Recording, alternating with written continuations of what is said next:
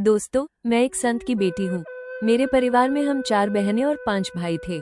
लोग कहते हैं ना कि परमात्मा जो करता है सोच समझकर करता है, लेकिन मेरी जिंदगी में परमात्मा ने बहुत कुछ छीन भी लिया। मुख्य बातें: संत की बेटी होना, बड़ा परिवार, खुशी के साथ अनजाना डर। मेरे पिताजी बचपन से संत नहीं थे। उनकी शादी हुई, बच्चे हुए, खुशियां आईं, लेकिन उनके पिताजी उन्हें सिर्फ 6 महीने का छोड़कर दुनिया से चले गए। मेरे पिताजी बिल्कुल अकेले रह गए।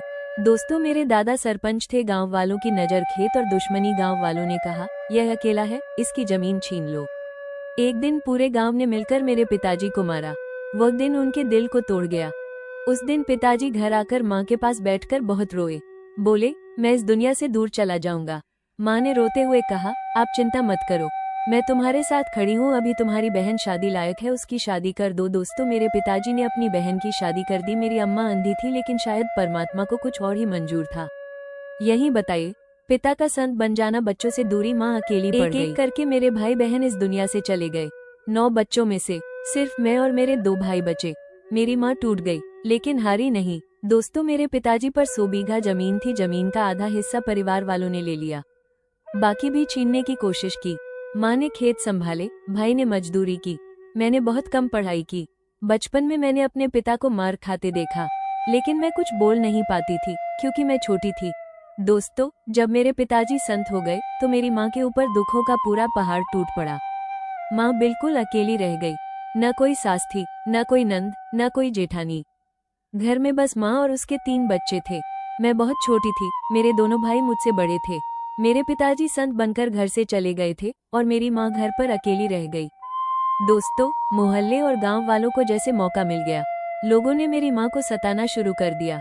कोई गालियां देता था, कोई उल्टा सीधा बोलता था। मेरी माँ सब कुछ सहती रही, दर्द से टूटती रही, लेकिन बच्चों के सामने आंसू नहीं गिराए। वो बस हर दिन यही सोचती थी, मेरे बच्चे जल्दी बड़े हो जाएं, मेरे सहारे लायक बन जाएं, ताकि मैं कुछ कर सकूं। मेरे पिताजी कभी कभी घर आते थे। मेरी माँ अपने सारे दुख उन्हें बता देती थी। मेरे पिताजी माँ को समझाते थे, हिम्मत देते थे और फिर आश्रम लौट जाते थे। उनके जाते ही मेरी माँ फिर अकेली रह जाती थी। फिर वही दुख, फिर वही ताने, फिर वही गालियाँ। माँ बच्चों को पालती रही, खेत संभालती रही और गांव वालों की मार खामोशी से सहती रही।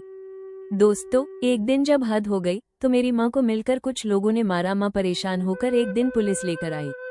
दोस्तों, मेरी माँ बताती है, बेटी तब तेरा जन्म भी नहीं हुआ था। उसके बाद परिवार और गांव वालों का अत्याचार थोड़ा कम हुआ, लेकिन माँ का संघर्ष झेलने के बाद मेरी माँ ने 3 बच्चों की शादी कर दी। दोनों बहू में घर में है, 3 नाती है, 2 नथनी है। अब मेरी माँ उनमें खुश रहती है और मेरी शादी कर दी। लेकिन दोस्तों, मेरे पिताजी अब इस दुनिया में नहीं है। सबसे छोटे थे और पहले चले गए। अभी उनसे बड़ी उम्र के मोहल्ला में गाँव में बैठे हैं। लेकिन मेरी शादी होने के बाद में मेरी जिंदगी ने एक ऐसा मोड़ लिया कि मैंने सोचा नहीं था।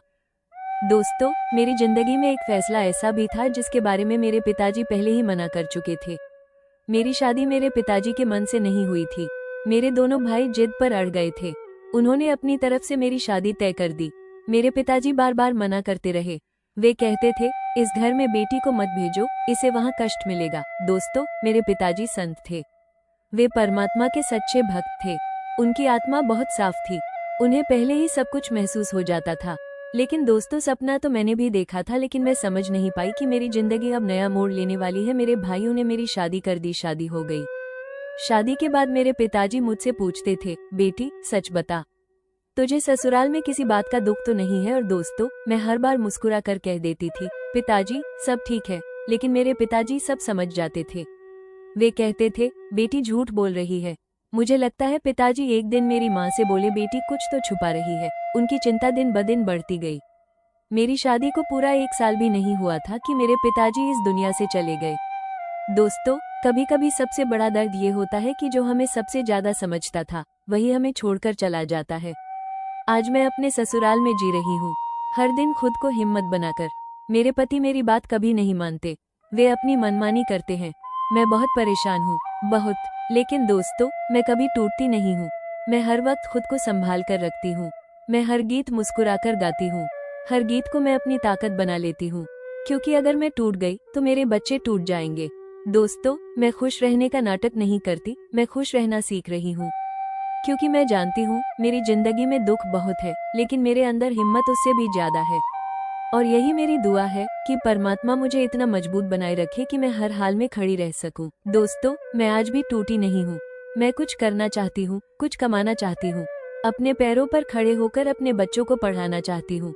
संदेश: अगर आप भी दुख में हैं, तो याद रखिए, अंधेरा जितना गहरा होता है, रोशनी उतनी ही करीब होती है। ये थी एक संत की बेटी की कहानी, जो आज भी लड़ रही है, हारने के लिए नहीं, जीने के लिए। दोस्तों, मेरे पिताजी ने हमेशा से मुझे सत्य बोलना सिखाया। मैंने वही रास्ता चुन लिया है। शायद लगता है सत्य के रास्ता चुनने से मुझे दर्द मिल रहा है, दुख मिल रहा है। नीलू की अगर सच्ची बातें सुनना चाहते हैं तो सब्सक्राइब जरूर करें, एक लाइक करें। मेरा ये संदेश किसी को ठेस पहुंचाना नहीं था। मेरा ये संदेश एक सच्ची कहानी को लाकर आपके सामने बताना था। अगर किसी को बुरा लगा हो तो मैं माफी चाहती हूँ। धन्यवाद।